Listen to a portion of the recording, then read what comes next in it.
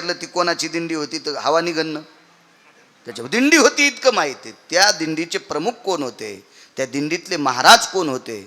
महाराज अशा पवित्र साधूच्या दिंडीत गेल्याच्या नंतर हिला एवढा अधिकार प्राप्त होतो, त्या अर्थी ते अधिकारी किती मोठे असतील. परत आले. श्रावणातला मास आहे, पवित्र मास. त्या मासात ते परत आले. घरी आल्याच्या नंतर एके दिवशी तिला एक संवेदना झाली की माझ्या पोटात बाळ आहे, माझ्या पोटात बाळ आहे, अशी संवेदना झाली. तिने विचार केला, आपण जर सासरच्या लोकांना सांगितलं तर आपल्याला ठेवत नाही, आपल्याला काढून देणार आहेत. आणि माहेरातल्या आईला आणि बाबाला सांगितलं तर ते इतका त्याग करतील की याच्यानंतर आम्हाला तुझं तोंड दाखवू नकोस. आचरणात वागणारी लोक होती ना, चारित्र्य सांभाळणारी लोक होती ती. या विश्वात सर्वात मोठी किंमत कशाला असेल तर चारित्र्याला. गेलेले पैसे पुन्हा कमीता येतील, काबाड कष्ट केले ना तर पैसे मिळवता येतील, पण चारित्र्य ज्याचं संपलं, चंद्र सूर्य येतोपर्यंत पुन्हा त्याचं नाव त्या हिशोबात घेतल्या जात नाही. म्हणून सर्वात मोठी किंमत कशाला असेल तर भारतीय संस्कृतीमध्ये आचरणाला आहे, चारित्र्याला. विठाला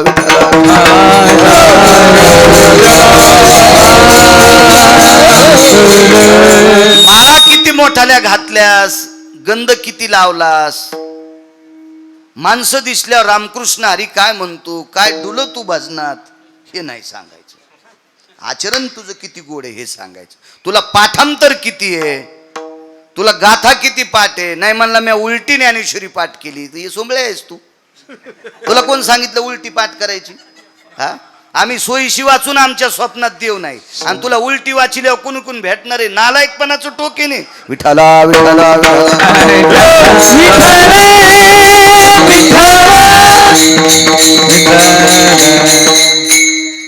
घरी आली, तिचं मन असं खवखव करत होतं. वाढवा थोडस वाढवा. मन असं खवखव करत होतं.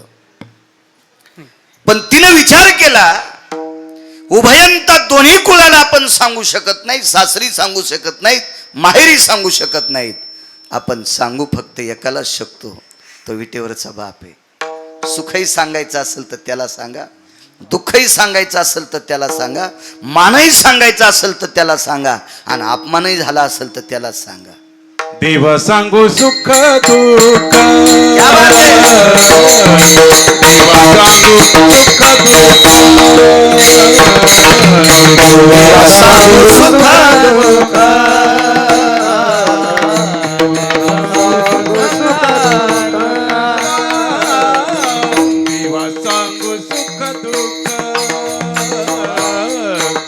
देवा सांगू सुख दुःख, देवा सांगू सुख दुःख, सुख दुःख. हरी देवा निवारील भूक, देवा निवारील भूक, देवा सांगू सुख दुःख, देवा सांगू सुख दुःख.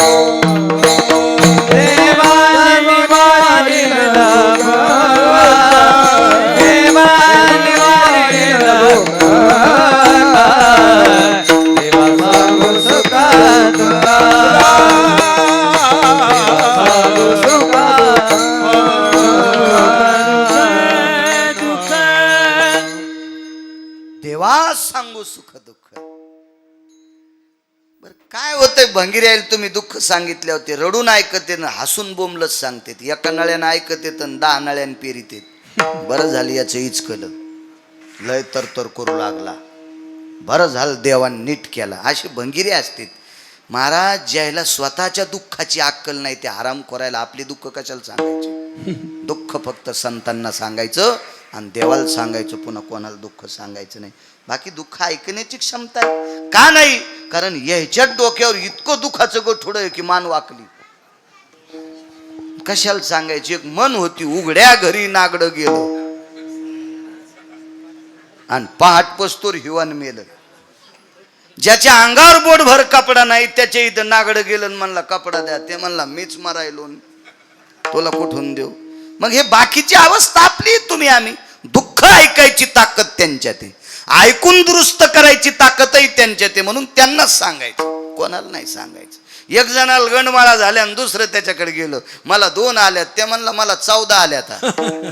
मग ज्याला 14 आल्या अजून नीट होत नाही, तू ह्या 2 कापीन ते आगावपणा आहे. एक जणाला कुरप होते, ते म्हणला 20 वर्ष झालं चालताच येत नाही खड्यात. हो म्हणला मलाही एक कुरूप झालंय, आता तू त्याच्या कशाला सांगायला, त्याच्या पायाला गंडलं झालेत कुरपाचे, तू काय ते नीट करणार आहे ते. हे आपण भरकी माणसं आहेत ना, आपण समुद्रातही सळल्यानं नीट होत नाही तर बुटकं भर पाण्यानं काय आपले दात घासायचे, ऐका नाही. म्हणून दुःख सांगायचं असेल तर या लोकांना सांगायचं, साध्वींना सांगायचं, संतांना किंवा देवाला सांगायचं. हुशार मुलगी होती, गर्भाची संवेदना लक्षात आली आणि त्या दिवशी सासूनं पूजा करायला लावलं, पूजा करायला लावलं. भारतीय संस्कृती किती गोड आहे सांगू का, महाराष्ट्राची संस्कृती. आपल्या संस्कृतीमध्ये मुलीला सगळं शिकवल्या जातं आणि मग तिचं लग्न केलं जातं.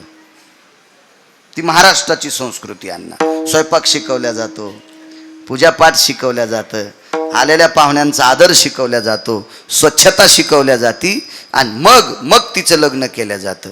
बऱ्याच नवऱ्यांना काही न शिकवता त्या पोरींचे लग्न केलं जातं. म्हणून पैसे तोपर्यंत नवऱ्याला हॉटेलहून डबे सांगतात आणि ज्या दिवशी त्याचे संपले त्या दिवशी माहेरात येतात. ही संस्कृतीच्या बाहेरची क्रिया, अशी क्रिया नाही आपल्याकडं. आपल्याकडं आधी शिकवल्या जातं. तुम्हाला एक माहिती आहे का, आपल्याकडं मुलीला शिकवल्या जातं नवल नाही, आपल्या इथं बैलाला आधी शिकवल्या जातं आणि मग टिपणीला धरल्या जातो. बैल सुद्धा न शिकवता धरलेला बैल कसा तास आणील, किती जू मोडीन, किती फन मोडीन, किती जानुळे मोडीन आणि किती आवता हाणणाऱ्याच्या तोंडातून ने जाते. ते हिशोबात चलत असतो का बैल बिन शिकलेला. म्हणजे आपल्या संस्कृतीत बैलाला सुद्धा शिकवल्या जातं, आपल्या संस्कृतीत घोड्याला सुद्धा शिकवलं जातं, तेव्हा त्याच्यावर बसल्या जाते.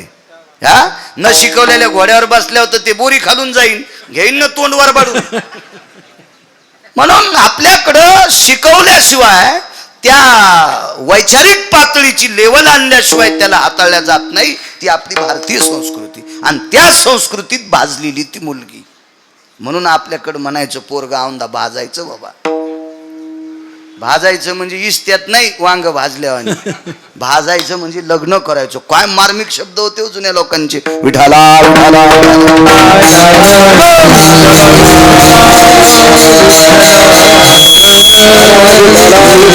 सर्व गुण संपन्न मुलगी, निष्ठावंत वारकऱ्याची कन्या. देवपूजेला बसल्याच्या नंतर पूजेमध्ये देव होता. तो देव बापाच्या इथून आणीत असते. आपल्याकडे लग्न झाल्यावर शेवटचा विधी असतो परवर लुटायचा. नवरी नवरदेवाला आपल्या बापाच्या घरी नेती आणि बापाच्या देवहऱ्यात पाय पडायला लावती आणि मग पाय पडता पडता ती सांगती, हे देव घ्या. ते देव म्हणजे लंगडा देव, म्हणजे गोपाल कृष्ण, हे देव घ्या. अशी पद्धत आहे. मग त्यानं तो देव खिशात टाकायचा. ते म्हणला मी घेत नाही. मग ती म्हणली मी संग येत नाही. घ्यावा लागतो का नाही तो देवा, तो देव तिकून आणलेल्या देवाचा सत्यनारायण करीत असते. तर हो मी केलं 27 वर्ष. हो ना. आणि मग तो देव खिशात घेतला. तो देव, त्या देवाची ती पूजा करीत होती. कोणी नाही मागच्या देवघरात, एकटीच आहे. बाजूला कोपऱ्यात एक जातं होतं भोजेकर बाबा. त्या जात्यावर एक दगड असतो गोल, खुंटा ठोकायचा. भाऊसाहेब पाटील तो दगड घेतला तिने हातात. तो हातात घेऊन दगड देवाच्या पुढे टेकला. देवाला लोणी ठेवलं, त्याच्यावर तुळशीचं पान ठेवलं. काय त्यांचा महिमा सांगतोय. तुळशीचं पान लोण्यावर ठेवलं आणि गोपाल कृष्णाला प्रणाम केला. मालक, माझ्या माहेरात आत्तापर्यंत देवा तुझी पूजा करत होते रे, याच्याकरता तुझ्या पूजेची अस्मिता मला सुद्धा आहे. पण एक विचारते रे देवा, बापानं ज्याच्यासोबत लग्न लावून दिलंय त्याचा अजून शारीरिक संग नाही. वारीत गेल्याच्या नंतर जी माणसं पाहिली, मोठी माणसं पाहिली त्यांना बाप म्हणाले आणि कमी वयाची पाहिली त्यांना जिजा भाऊ म्हणाले. मग पुरुषाचा संग मला नाही. मग माझ्या पोटात गर्भ कसा? देवा ही माहेरी सांगितलं तर आचरणातली लोक आहे. माझी आई देहत्याग करील, माझे बाबा प्राण सोडतील आणि सासरी जर सांगितलं तर ते मला हाकलून देतील. हे जगिन्य वाढन बरं देवा. मग मी तुला निमूटपणे विचारते, सुखही तुलाच सांगावं, दुःखही तुलाच सांगावं.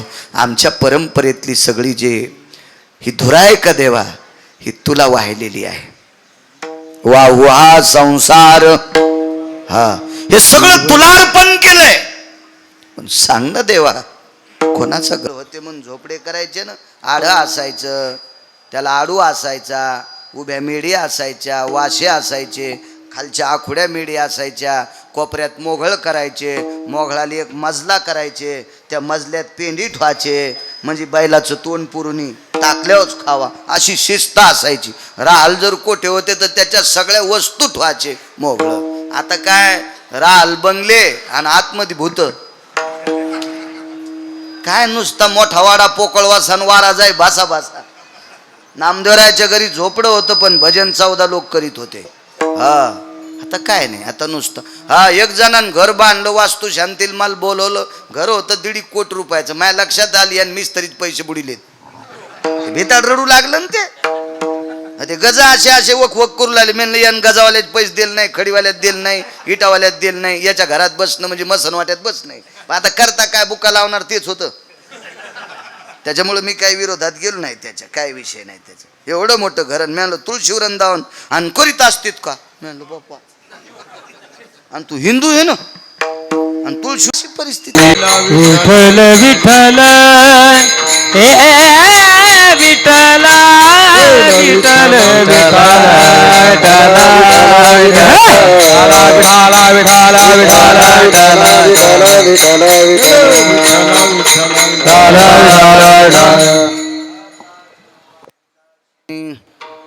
जे चातुर्यार्थ कला कामिनी, ते श्री शारदा विश्वमोहिनी नमिली मिया. नदी दिव्य गोदा तटीचा विलासी, सदा प्रिय जो सज्जना वैष्णवासी. जयावर्णिता प्रेम अत्यंत चित्ता, नमस्कार माझा श्री गुरु एकनाथा. खुर्च्या ऐकून घेतल्या तर चालतील. असं इकडं सरकवा ना त्या खुर्च्या, अशी इकडे घ्या. इकडं मागच्यांना अडचण होती मला बघायला. असं सरकवा. तुमची पण इथं घ्या खुर्ची, इथं पंख्याच्या बाजूला घ्या. इथं सरकवा, इकडं इकडं सरकवा, इकडं सरकवा, अशी इकडे घ्या. सरका त्या लक्ष्म्या पुढं पुढं सरका. पुढं काय बॉम्ब पडतो का, सरका पुढं. इथं घ्या खुर्ची, इथं इथं घ्या, इथं इथं इकून घ्या, इथं घ्या.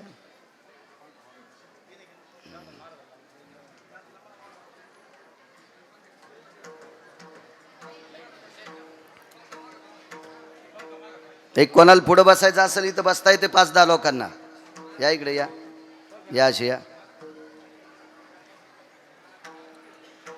सरका तुम्ही बसा खाली बाजू. हे सरका लक्ष्मी पुढं सरका, सरका सरका. काय काय लग्नात थोड्याच बसलात तुम्ही.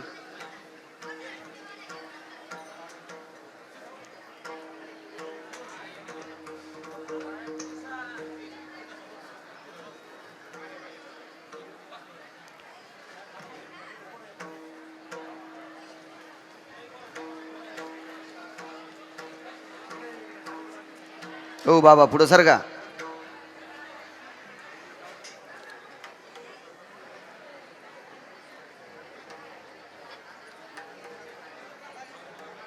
विठाला विठाला विठाला विठाला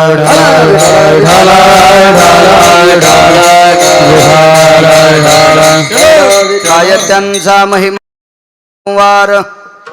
हरी भक्त थोर भूमंडळी, त्यांची भेटीचे अर्थ ब्रह्मादिका.